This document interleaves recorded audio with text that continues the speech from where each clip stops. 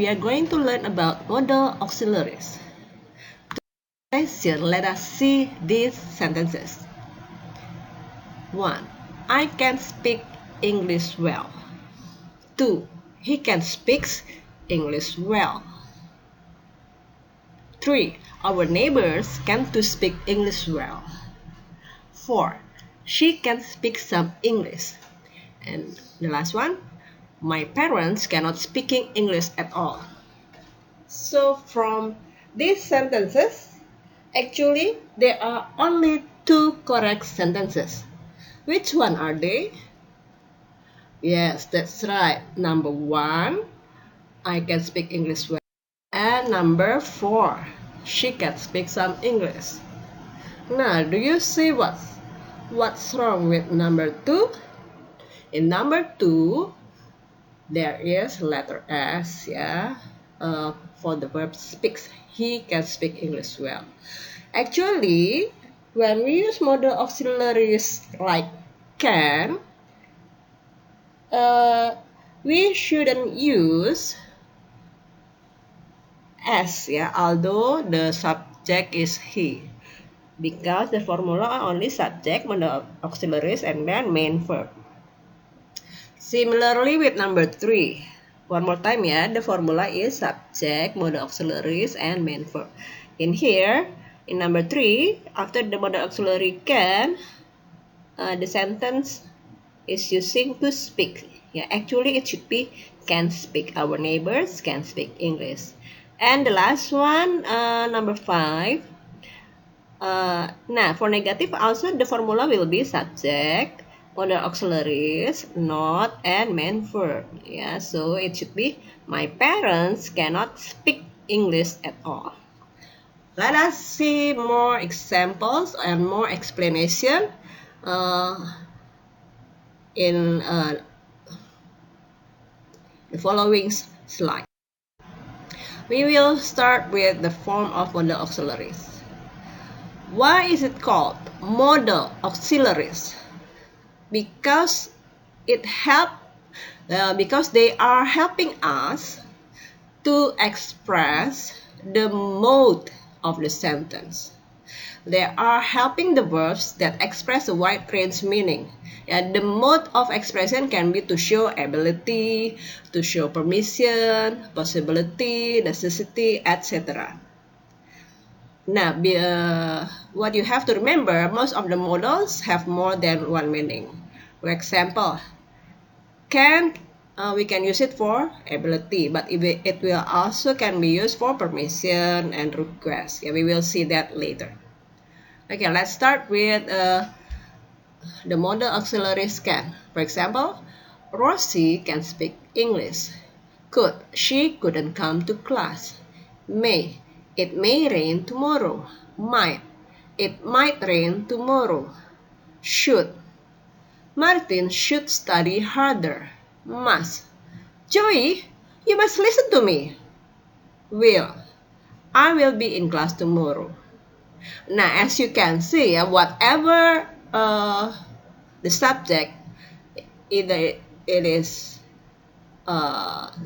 first singular, second singular, third singular, or plural subjects, after the subject, you use the auxiliary and then simple form of the verb or the main verb. Rosie can, and then main verb speak. And then must, you must, and then main verb listen. I, and we plus will, and then the main verb be. So remember, can, could, may, might, should, must, will, and would are immediately followed by the simple form of the verb. Harus selalu diikuti dengan main verbnya. So it will be wrong if you say Rosie can to speak English. Jangan pakai to. The main verb doesn't use the final S, juga jangan pakai S. So it is incorrect if you write down Rosie can speak English well. And then you cannot use past. Rosie can speak English, nggak bisa pakai verb to gitu ya. And then the main verb is not in this ing form, juga nggak pakai ing. Rosie can speaking English. What is the correct sentence? Only Rosie can speak English. Rosie as the subject, can, and then simple form of a verb, speak. Okay, now the first one, we will use the modal auxiliaries to show ability. In here, we are going to use can and could. Sentence A. Bob can play the piano. B. You can buy a screwdriver. You can buy a screwdriver at the hardware store. C. I can meet you at Ted's tomorrow afternoon. So in here, can expresses ability in the present or future. And then the formula, subject, can, and main verb, yeah. Bob can play the piano. This is to show ability. And then I can meet you at Ted's tomorrow afternoon. This is to show ability in future. Now, for the negative form, the formula will be subject, cannot, and main verb. For example, I cannot understand that sentence.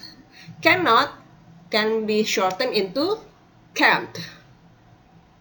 I can't understand the sentence. Okay. The past form of can is could. The formula will be subject plus could and main verb. Our son could walk when he was 1 year old. The negative form of could is could not or couldn't. The formula will be subject plus could not and main verb.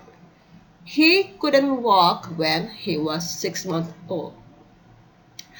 Ability can be expressed with the form be able to. Ya, jadi be able to sama can artinya adalah sama. He can read, and then we can also use be able to. He is able to read.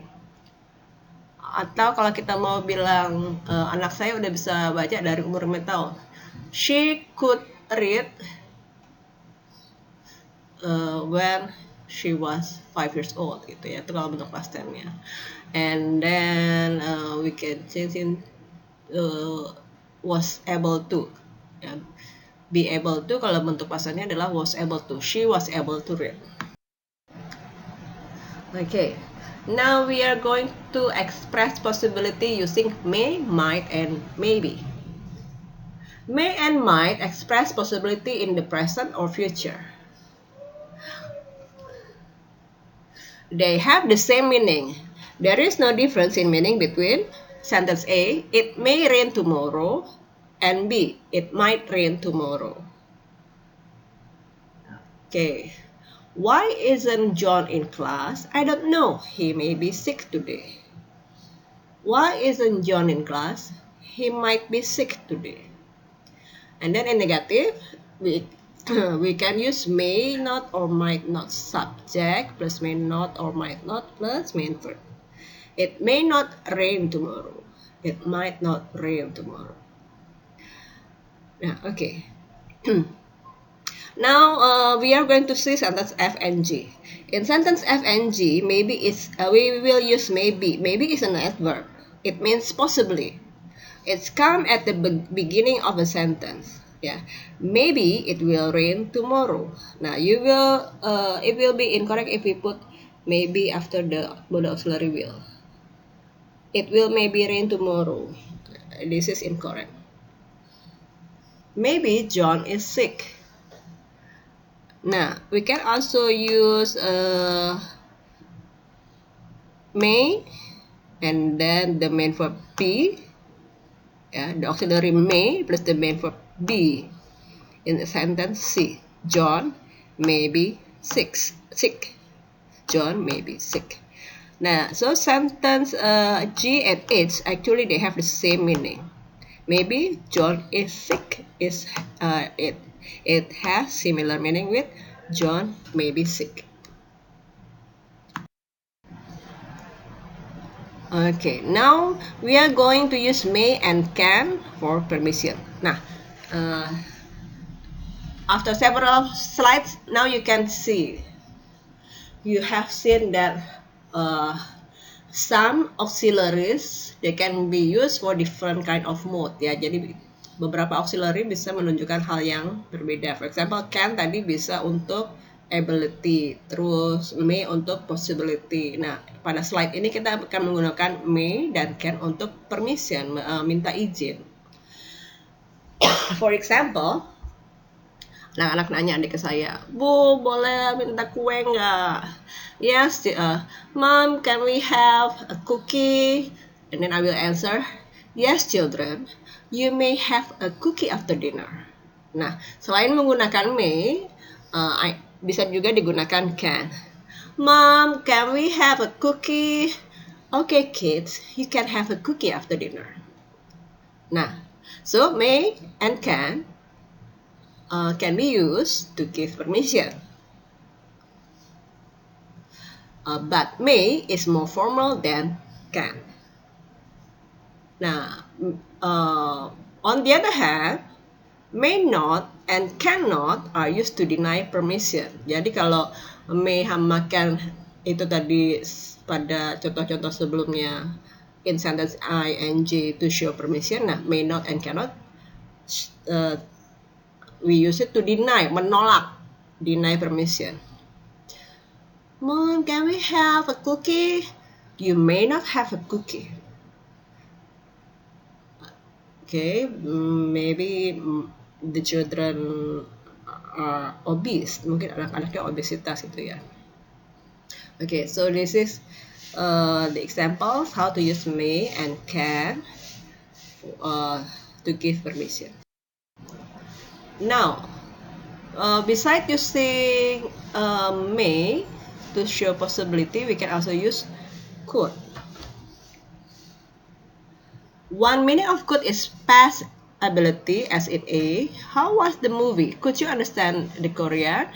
Not very well. I could only understand it with the help of subtitle. Jadi ini untuk menunjukkan ability di waktu yang lampau. Ini contohnya waktu yang lampau, misalnya tadi malam saya habis nonton film Korea gitu ya. And another meaning of could is possibility. Nah, in example B and C, we are going to use could to show possibility. Yeah, so he could be sick has the same meaning with he may be sick. Why isn't Eric in class? I don't know. He could be sick. And then could also used to express a present possibility. Look at those dark clouds. It could start raining any minute. Okay, now we are going to use may I, could I, and can I for polite question. People use may I, could I, and can I to ask polite question. The question asks for someone's permission or agreement.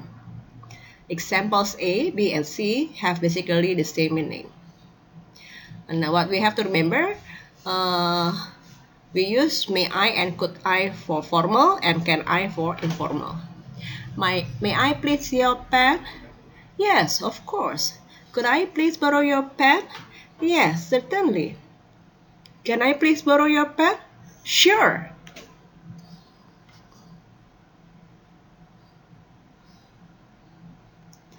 And then we can also insert please, boleh juga disertai dengan please. Can I borrow your pen, please? Okay. Nah, if you cannot give positive response, you can say, I'm sorry, but I need to use it myself. Ya, jadi bukan langsung bilang no, bilang aja, I'm sorry. Can I borrow your pen, please? I'm sorry, but I need to use it myself. Okay, this is the formula. May I, could I, can I, and main verb. Nah, previously we used may I, could I, can I, polite question for the subject I. Ya, jadi kita menanyakan apakah kita boleh melakukan sesuatu. Now we use would you, could you, will you, can you. Usually we use it to ask for help, minta tolong. People use would you, could you, will you, and can you to ask polite question, ya. Usually to ask for someone help or cooperation. Nah, sentence A, B, C, basically they have the same meaning. Would and could are generally more polite, more formal. Would you please open the door?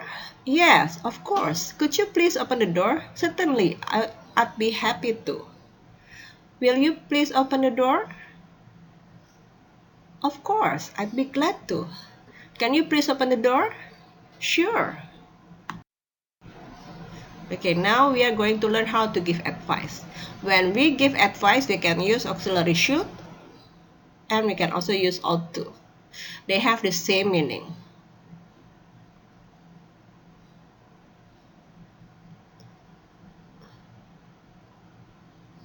Okay, my clothes are dirty. I should wash them.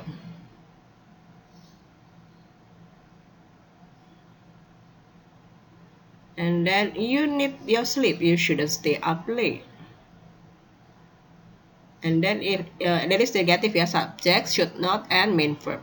And then for question, subject, should, subject, and main verb. Am I going to be late for the bus? What should I do? Run. Should I run? Yes, you should run. And this is the formula, yeah. Positive. Subject plus should plus main verb. You should have enough sleep. Negative. Subject plus should not plus main verb. You shouldn't stay up late. And then yes, the question. Should plus subject plus main verb. Should I run? And then should plus subject plus main verb. What should I do? And then if we use ought to, the positive one, you ought to have enough sleep. Nah, ought to is usually not used in negative and question. Okay, let us try this. I am sleepy. The advice will be, you should drink a cup of coffee. Okay, please try to make an advice for number 2 and then another one for number 3. Now we are going to use must, have to, have got to show necessity, keharusan, kewajiban. Sesuatu yang perlu dilakukan. Have to, have got to, and must basically have the same meaning. They express the idea that something is necessary, bahwa sesuatu perlu dilakukan. I have a very important test tomorrow. I have to study tonight. It will have the same meaning with sama juga artinya dengan I have got to study tonight. I must study tonight. Nah, in daily conversation, have to is more frequently used. Lebih sering dipakai have to. Have got to, usually we can find it in informal. And must can be found in written instruction or rules. For example, have to in daily conversation, yeah. I'd like to go with you to the movie this evening, but I can't. I have to go to meeting. Now informal conversation. Goodbye now. I've got to go. My boss is waiting.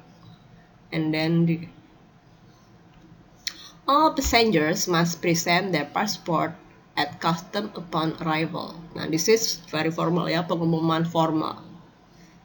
Atau untuk ngasih teguran ke yang lebih muda, children or students or staff. Ini contohnya ke children ya. Tommy, you must hold on to the railing when you go down the stairs. Okay. Nah, for the question, usually we use have to. Have to-nya maksudnya bukan untuk present perfect ya. Have to-nya ini bentuknya kayak present tense gitu. Must tidak digunakan ketika kita menanyakan tentang keharusan ya. Jadi ini misalnya, apakah kita harus bawa pensil? Do we have to bring pencils to the test? Okay. And then for the past form of have to, we can use had to. I had to study last night. Ya, karena hari ini ujian, tadi malam saya harus belajar. I had to study. Nah, bentuk negatifnya there will be two kinds ya. Jadi kalau bentuk negatif yang untuk menunjukkan larangan kita pakai we will use must not. Tapi kalau hanya untuk menunjukkan sesuatu itu nggak perlu dilakukan, lack of necessity we will use do not have to. Let us see the difference. Lihat bedanya ya. Bus passengers must not talk to the driver. Nggak boleh bicara dengan pengemudinya. Children, you must not play with matches. Tidak boleh, dilarang main dengan api, main dengan korek api. Beda dengan don't have to atau doesn't have to. It just show it is not necessary, tidak perlu lakukan. I finished all my homework this afternoon. I don't have to study tonight. Tomorrow is holiday. Maya doesn't have to go to school. Terus misalnya ada lagi, we provide pencils, so the test takers don't have to bring pencil. Jadi kita udah menyediakan pensel, yang peserta tes nggak usah bawa pensel lagi. Okay, and then now the last one, we can make conclusion by using must. Jadi untuk membuat kesimpulan atas suatu situasi, we can use must. For example, Nancy is yawning. Kalau ada orang ngantuk, kita menyimpulkan dia. Kalau ada orang menguap, kita menyimpulkan dia ngantuk lagi ya. Nancy is yawning. She must be sleepy. So in here, speaker B is making logical guess based on the information that Nancy is yawning. His conclusion is Nancy is sleepy. Nancy must be sleepy. Now, another situation. Amy plays tennis every day. So we conclude, jadi kita menyimpulkan she must like to play tennis. Ya, jadi must itu bisa digunakan untuk to show necessity. I want to get into the movie. I must buy a ticket. Atau untuk logical conclusion. Amy plays tennis every day. She must like to play tennis. Nah, must not kalau dalam bentuk negatif must dalam bentuk negatif kan must not. It can show, bisa menunjukkan prohibition tadi, larangan, dan juga conclusion. For prohibition, for example, there are sharks in the ocean near our hotel. We must not go swimming there. Sedangkan kalau negative logical conclusion, Eric ate everything on his plate except the pickle. He must not like pickles. Okay, let us see more examples. Did you offer our guests something to eat?